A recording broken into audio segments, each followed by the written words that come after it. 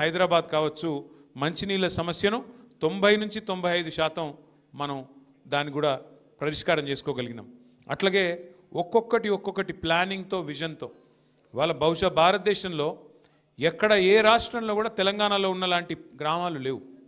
ప్రతి గ్రామంలో ఒక ట్రాక్టరు, ప్రతి గ్రామంలో ఒక ట్యాంకరు, ప్రతి గ్రామంలో ఒక వైకుంఠ ధామం, ఒక డంపింగ్ యార్డు, ఈ రకంగా ప్రతి గ్రామంలో ఒక పల్లె ప్రకృతి వనం, ఇంటింటికి నల్ల నీళ్లు, ప్రతి గ్రామంలో చెట్లు, హరితహారం పేరిట ఒక పద్ధతి ప్రకారం ఒక ప్రణాళిక ప్రకారం ఒక ఇల్లు కడితే సొంత పని చేసుకుంటే ఎంత శ్రద్ధగా చేసుకుంటామో అంత శ్రద్ధగా 10 ఏళ్ళు పనిచేసినాం. ఆ క్రమంలోనే రాజేంద్ర నగర్లో ఇప్పుడే తమ్ముడు కార్తిక్ రెడ్డి గారు చెప్పినట్టుగా ఎన్నో పనులు చేసినాం. ఎవరి కోసమో చేయలేదు, ఓట్ల కోసమో గెలుపు కోసమో ప్రకాష్ గౌడ్ కోసమో చేయలేదు. పని చేసింది ప్రజల కోసం, మన రాష్ట్రం కోసం, మన ప్రాంతం బాగుండాలన్న ప్రేమతో చేసినాం. అది గండిపేటలో పార్కును బాగా చేసుకునేది కావచ్చు, అట్లాగే ఆ సైకిల్ ట్రాక్ ఏదైతే ఈరోజు భారతదేశంలోనే చర్చనీయాంశంగా మారిన ఆ సైకిల్ ట్రాక్ కావచ్చు, లేదా మీకు గుర్తుండాలి కరోనా సమయంలో దేశంలో కార్మికులందరూ పారిపోయినారు, ఎక్కడికక్కడ బిల్డింగ్లన్నీ ఆగిపోయినాయి. ఆ టైంలో కూడా పట్టుబట్టి కార్మికులు ఆ రోజు కరోనాకు భయపడుతుంటే కూడా లేబర్ క్యాంపులకు పోయి వాళ్ళని బతిమలాడి దండం పెట్టి అయ్యా మీరు పోవద్దు ఇక్కడనే ఉండాలని రిక్వెస్ట్ చేసి హైదరాబాదులో కొత్తగా దాదాపు 40 లింక్ రోడ్లు ఏర్పాటు చేసిన ఘనత మన కేసీఆర్ గారి నాయకత్వాన్ని. అట్లా పనిచేసినాం మనం. ఎందుకంటే ఎంతసేపు ఎన్నికలు, ఓడుడు, గెలుసుడు, అధికారము, ప్రతిపక్షము ఇది కాదు. అధికారం ఇచ్చినప్పుడు నువ్వేం చేసినావు అన్నది లెక్క. అధికారం ప్రజలు ఇస్తే ఏం చేసినావు నువ్వు అనేది ప్రజలు గుర్తుపెట్టుకుంటారు. ఇలా కేసీఆర్ గారు ప్రజలకి కనబడక ఎక్కువగా ప్రజల్లో తిరగక, అంటే 1-2 సందర్భాల్లో వచ్చినారు సారు, కానీ ఎక్కువ తిరగలేదు. 2 ఏళ్ళు అయింది ఓడిపోయిన తర్వాత. కానీ ఎంత మిస్ అవుతున్నారు కేసీఆర్ గారిని ప్రజలు అనేది వాళ్ళ మీరు ఎక్కడ సోషల్ మీడియాలో చూసినా మీకు కనబడుతుంది. ఒక్కసారి కేసీఆర్ గారు కనబడితే ధైర్యం వస్తుంది, ఒక్కసారి కేసీఆర్ గారు మాట్లాడితే ధైర్యం వస్తుంది అనే పరిస్థితి. ఎందుకు గుర్తొస్తున్నారు కేసీఆర్ అంటే ఆయన చేసిన పనులు, ఆయన చేసిన మంచి. ఒక్కటి గుర్తుపెట్టుకోండి, ఇప్పుడు తమ్ముడు ఒక మాట అన్నాడు కార్తిక్. కేసీఆర్ గారు ప్రభుత్వంలో 2014లో ఆనాడు బాధ్యత తీసుకున్నప్పుడు ఈ రాష్ట్రంలో భూముల విలువ ఎంత, ఆయన దిగిపోయిన నాడు 2023 డిసెంబర్లో మరి మన సంపద ఎంత, భూముల విలువ ఎంత.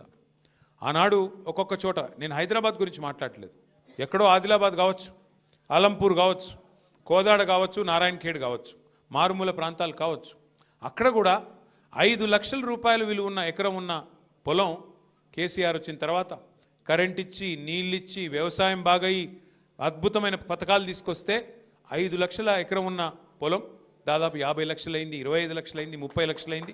ప్రజల సంపద పెరిగింది. ఏమైంది దానివల్ల? సంపద పెరిగితే ధైర్యం వచ్చింది. ఒక 4 ఎకరాలు ఉంటే ఒక పెద్ద మనిషికి, ఒక రైతుకి నాకు ₹1 కోటి ఉన్నట్టుగా ఫీల్ అయ్యిండు.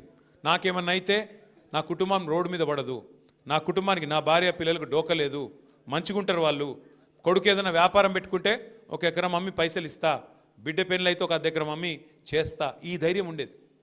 సంపద పెరిగింది, ప్రజలది విశ్వాసం పెరిగింది, నమ్మకం పెరిగింది, ధీమా పెరిగింది. మరి ఈరోజు ఏమైంది? 2 ఏళ్లలో ఎట్లా ఉంది పరిస్థితి నాకంటే బాగా మీకే తెలుసు. వాళ్ళ మార్కెట్లో డబ్బులు లేవు, ఎక్కడికక్కడ రాష్ట్రం మొత్తంలో ఈరోజు పరిస్థితి ఏంది? ఎక్కడికక్కడ రియల్ ఎస్టేట్ స్తంభించిపోయిన పరిస్థితి.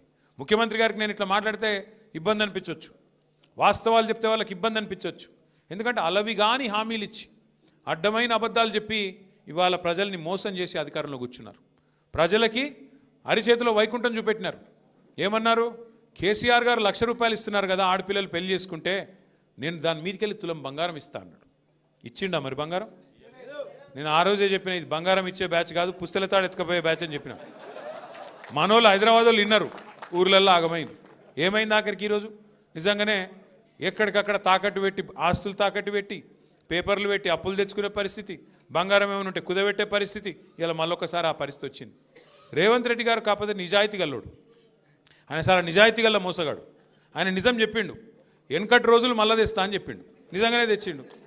వెనకటి రోజులలో ఎట్లుండే, మళ్ళీ కరెంటు కోతలు, మళ్ళీ యూరియా కోసం లైన్లు, మళ్ళా రోడ్డు మీద దొమ్మిలు, అవన్నీ మళ్ళీ వచ్చినాయి. ఆయన నిజాయితీగానే చెప్పిండు.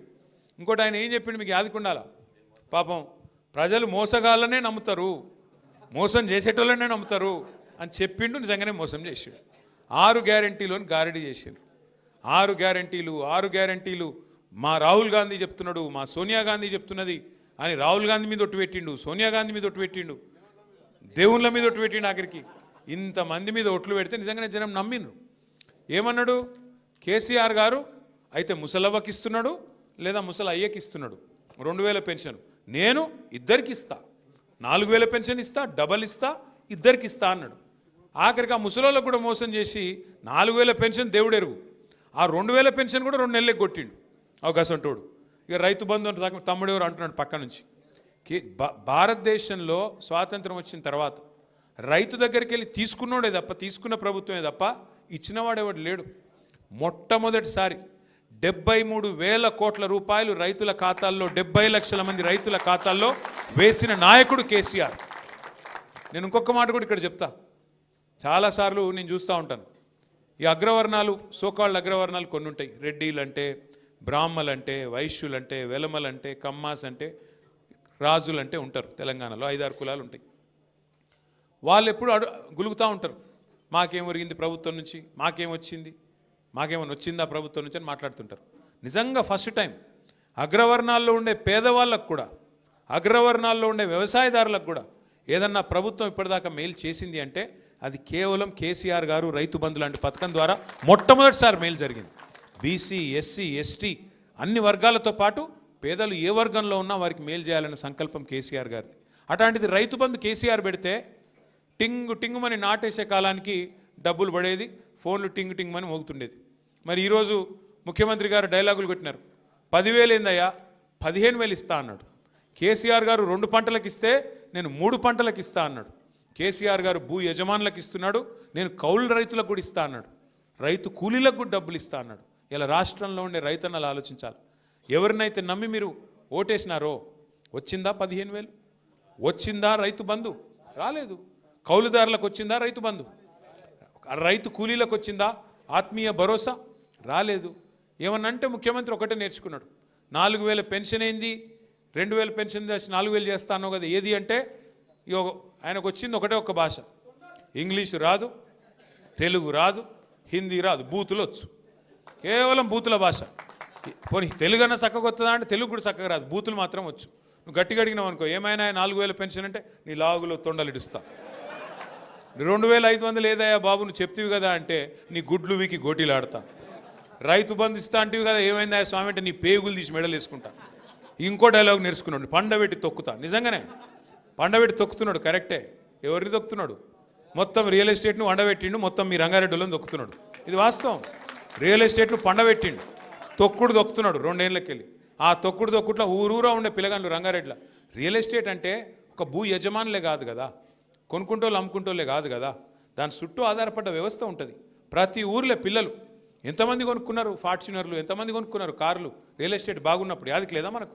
ఏ ఊరికి పోతే ఆ ఊరికి, అజీజ్ నగరు, మొయినాబాదు, ఆ దేవుని ఎర్రవెల్లి, ఏడికి పోతే చేవెళ్ళ మొత్తంలో ఏడికి పోయినా ఒక్కొక్క ఊర్లే ఎన్ని కార్లు కొన్నారు? ఉన్నాయా? ఎప్పుడు పీకినాయన్ని? వాడు ఫైనాన్స్ వాడు గుంజుకపోయిండా. ఎందుకంటున్నా అంటే ఈ పరిస్థితి వచ్చింది, మళ్ళీ ఈఎంఐ కట్టకపోతే వాడు గుంజుకపోయే పరిస్థితి వచ్చింది. ఎందుకు అంటే ఒక మనిషి ధైర్యంగా ఉంటే, సంపద పెరిగితే ఆయన కుటుంబం మొత్తం ధైర్యంగా ఉంటుంది, ఆయన ఊరు ధైర్యంగా ఉంటుంది, ఆయన వ్యవస్థ మొత్తం ధైర్యంగా ఉంటుంది, ఆయన మీద ఆధారపడ్డ వాళ్ళు ధైర్యంగా ఉంటారు. ఇలా మన కళ్ళ ముంగట్నే మీ ఆస్తి హారతి కర్పూరంలోకి కరిగిపోతుందంటే దానికి సన్నాసి ప్రభుత్వమే కారణం. అయితలేదు వీళ్ళతో నడుపుడు. అయితే ఒక్కటి మాత్రం మంచిగా నేర్చుకున్నాడు. ఏమైందా రేవంత్ రెడ్డి గారు, మరి 6 గ్యారెంటీలు అమలు చేస్తలేవు ఏం సంగతి అంటే, మొదలేమో ఎకిల్ నవ్వులు నవ్వి నేను లంకె బిందెలు ఉంటాయనుకొని వచ్చినా, ఇక్కడ లంకె బిందెలు లేవు అంట. ఇప్పుడు కొత్తది నేర్చుకున్నాడు ఒకటి. ఏంటిది? కేసీఆర్ అప్పుల పాలు చేసిపోయినాడు, అందుకే నేను చేయలేకపోతున్నా. ఒక్కసారి దయచేసి మనసు పెట్టి వినండి, ప్రతి ఒక్కరికి చెప్పండి. నేను చెప్తున్న మాట కాదు ఇది. భారత ప్రభుత్వం, కేంద్ర ప్రభుత్వం ఇట్లనే పార్లమెంటులో, ఎందుకంటే ఈయన ఇన్నిసార్లు చెప్తున్నాడు కదా రేవంత్ రెడ్డి గారు అప్పుల పాలైపోయింది రాష్ట్రం, అప్పుల పాలైపోయిందని చెప్తున్నాడు కదా, నిజమేనేమో అని చెప్పి ఒక బీజేపీ ఎంపీ కేంద్ర ప్రభుత్వాన్ని పార్లమెంట్లో ప్రశ్న అడిగిండు. అసలు తెలంగాణ రాష్ట్రంలో కేసీఆర్ చేసిన అప్పెంత తెలుసండి? ఎందుకంటే డిప్యూటీ సీఎం ఏమో బట్టి విక్రమార్కనేమో 6 లక్షల కోట్లు అంటుండు, ముఖ్యమంత్రి రేవంత్ రెడ్డి ఏమో 8 లక్షల కోట్లు అంటుండు, జూపల్లి కృష్ణారావు 7 లక్షల కోట్లు అంటుండు. వీళ్ళకే శృతి లేదు మంత్రులకు. అసలు విషయం ఏంది చెప్పండి అని ఒక బీజేపీ ఎంపీ కేంద్ర ప్రభుత్వాన్ని అడిగితే కేంద్ర ప్రభుత్వం రిజర్వ్ బ్యాంక్ని అడిగింది, కంట్రోలర్ అండ్ ఆడిటర్ జనరల్ని అడిగింది, కాగ్ని అడిగింది. అడిగి మొత్తం లెక్కలు తీయమంటే